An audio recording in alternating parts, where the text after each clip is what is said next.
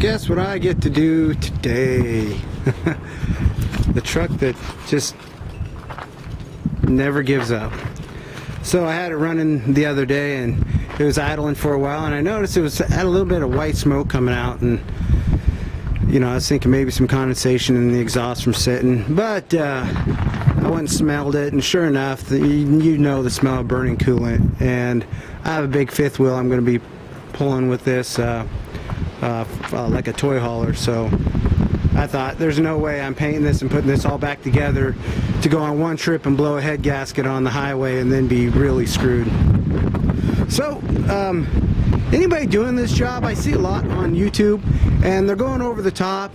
I mean, it takes 45 minutes to take all this stuff off the front here, and it makes it worlds easier to work on your engine. I don't know why more people don't do it. It really is not that big of a deal. I mean, I'm going to do the water pump and stuff while I'm in here. You're going to do all that stuff. You're going to have to take it all out anyway, so why be reaching over the top, you know, and having your knees up here, you know, for 6 hours or whatever, trying to reach down in everywhere. This makes it nice and easy. You can step right in, and you know, you can get right back there, no problem. The job really is not that hard. You know, I started on a couple hours ago. I had to run into town to get a couple more tools, namely a 8mm deep socket, which I've probably had a dozen of them, but I can't find a single one for all the valve covers. I mean, I don't know who designed this, but they over-designed these valve covers. They definitely didn't want these things to leak. I mean, 1, 2, 3, 4, 5, 6 on each side of the valve cover. I mean, damn. It's like every inch and a half there's another bolt. So intake came out pretty easy. Pulled the top off, and the only reason I didn't have this on video earlier was because I didn't have any batteries for my camera. That's why I ended up going in town also for it. So you pull your intake off and all your accessories, and for me, I pulled the fuel rails off rather than disconnect the fuel rail line, basically because I had the tool to do it somewhere, but I didn't seem to have the right sizes. You know, I have the disconnect for the size bigger and smaller, but not for that size. So remove all that stuff. AC compressor was already out, so you know, that's basically why I made the decision, like, I'm just going to pull everything off here, because the AC compressor was what was making some noise when it had kind of a rattle at idle, and I was just hoping it wasn't a timing chain, which now it really doesn't matter because I'm probably going to replace it anyway since I'm in here.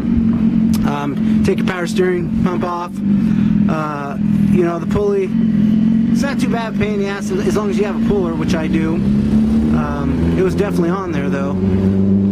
The exhaust, I think I can pull them off with the heads, and then when I have them on a bench, I'll worry about getting the exhaust manifolds off, because I don't want to try to do it while they're in here. There's no reason to. I can cut it right there at the pipe, or take those bolts out, which I'm sure they're going to break. So either way, I'll get it off at the from the header to the pipe mount there. You know, considering I just had all these injectors and all this stuff off the other day to put spark plugs and coil packs on it, I was pretty familiar with the routine.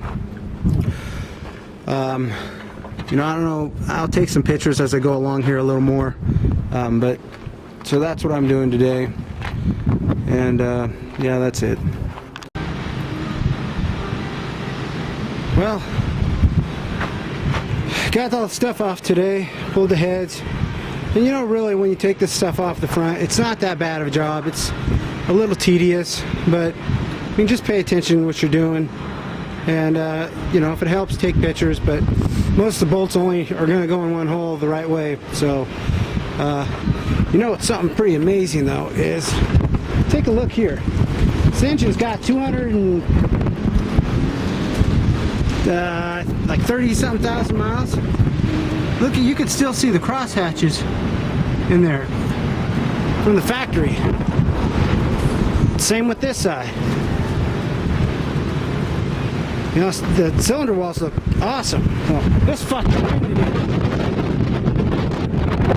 Yeah, it's filling up the front of my engine with dirt. That's going to be a lot of fun getting out before I put it all back together. So I cut the exhaust manifolds at the bolts and just took the whole exhaust manifold off with it, and I'll dink with that on the bench, because those are a pain in the butt to get out and you usually break them. So I felt like if I was going to break them, it might as well be in the comfort of a bench, and then I can deal with it there. So I'll probably have the heads, just the valves relapped, and or not relapped, but slow valve job up at Schmidt's in Indianapolis. They do a good job, and single overhead cam, both heads for $150. Can't really beat that. So get some new bolts with it. Come in here and I'll show you the heads.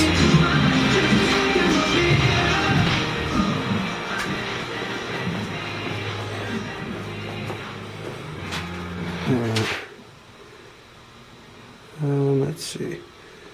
I'm pretty sure that the leak wasn't too bad, but they were leaking. Like, you can kind of see this over here.